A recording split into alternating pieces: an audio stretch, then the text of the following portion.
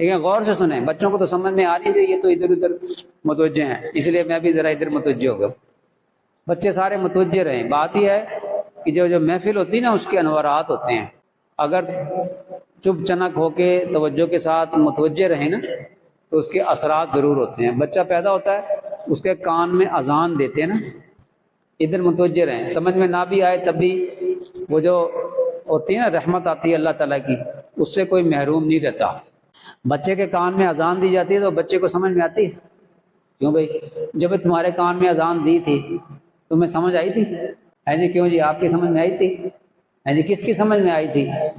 جب وہ پیدا ہوا تھا اس کے کان میں اذان دی تھی، ہے جی؟ کان میں اذان کیوں دلائی جاتی ہے؟ حالانکہ اس کو تو سمجھ میں نہیں آ رہی۔ اللہ کا نام بڑا ہے، اللہ کے ناموں کی تجلیات ہوتی ہیں۔ اب سنیں ذرا، یہ بچوں کو تو بالکل سمجھ میں نہیں آئے گی بات جو میں اب کرنے لگا ہوں، یہ بڑوں کو سمجھ میں آئے گی، بڑی طالبات کو سمجھ میں آئے گی، استانیوں کو سمجھ میں آئے گی کہ جب ہم اللہ کو اس کی صفات کے ساتھ پکارتے ہیں تو اللہ تعالیٰ شانوں کو تو کوئی فرق نہیں پڑتا۔ جب ہم کہتے ہیں نا اللہ اکبر، اللہ سب سے بڑا ہے، اچھا سب سے بڑا ہونا، سب سے بڑا ہونا، یہ جو جیسے بچے بیٹھے ہوئے ہیں تو ان بچوں میں سب سے بڑا کون ہے؟ جس کی عمر زیادہ ہوگی وہ سب سے بڑا ہے، ٹھیک ہے نا؟ تو سب سے بڑا ہونا کسی کے مقابلے میں ہوتا ہے نا، تو اللہ تعالیٰ کا تو کسی کے ساتھ مقابلہ ہے ہی نہیں۔ ہم ترجمہ کر دیتے ہیں سب سے بڑا، اللہ سب سے بڑا، وہ اپنی یہ چھوٹی سی کھوپڑی ہے نا ہمارے اندر، اس کو استعمال کرتے ہوئے ہم کہتے ہیں اللہ سب سے بڑا۔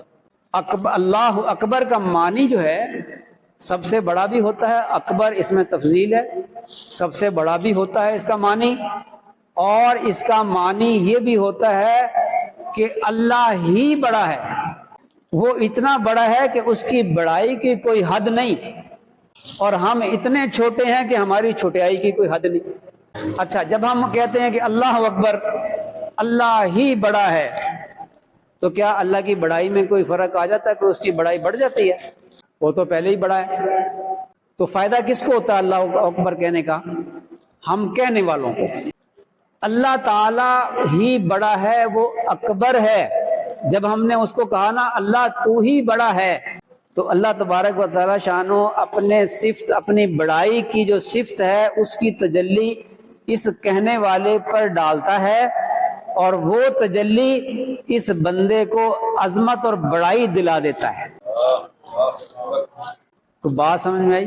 جب ہم کہتے ہیں نا اللہ اکبر، اللہ کی بڑائی میں تو اضافہ نہیں ہوگا، لیکن اللہ تعالیٰ کیا فرمائے گا کہ تو اے میرے بندے، تو نے اپنی چھوٹیائی کا اظہار کیا، میری بڑائی کا اظہار کیا، تو میں اپنی بڑائی کی تجلی میں سے تجھ کے تیرے اوپر تجلی ڈال رہا ہوں، تو لوگوں کے اندر بڑا ہو جائے گا۔ وہ ہے نا کیسے دعا نہیں ہے جی کہ اے اللہ مجھے اپنی نظر میں چھوٹا کر دے، لوگوں کی نظروں میں بڑا کر دے، ہے کہ نہیں؟ تو اللہ اکبر کہنے والے پر جب اللہ تعالیٰ اپنے اکبر کی تجلی ڈالتا ہے تو اس کی بڑائی میں اضافہ کر دیتا ہے، لوگوں کے نزدیک یہ بڑا بن جاتا ہے۔ جب زبان سے اس نے نکالا اللہ اکبر 4 دفعہ کہا، پھر اس کی تفصیل ہے کہ 4 عناصر سے اللہ نے زمین کو بنایا، ان سارے عناصر چھوٹے، اللہ ہی بڑا۔ بچے کے کان میں جب یہ کہتا ہے تو وہ تجلیات چونکہ اس پر پڑتی ہیں، یہ اذان کہنے والے پر، تو اس کے ذریعے سے بچے کے کان کے ذریعے سے بچے کے دل کے اندر منتقل ہوتے ہیں وہ انوارات۔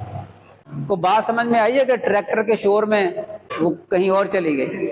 تو بچے پر اثر ہوتا ہے، تبھی اس اذان کہی جاتی ہے اس کے کان میں، اور پوری اذان کہی جاتی ہے۔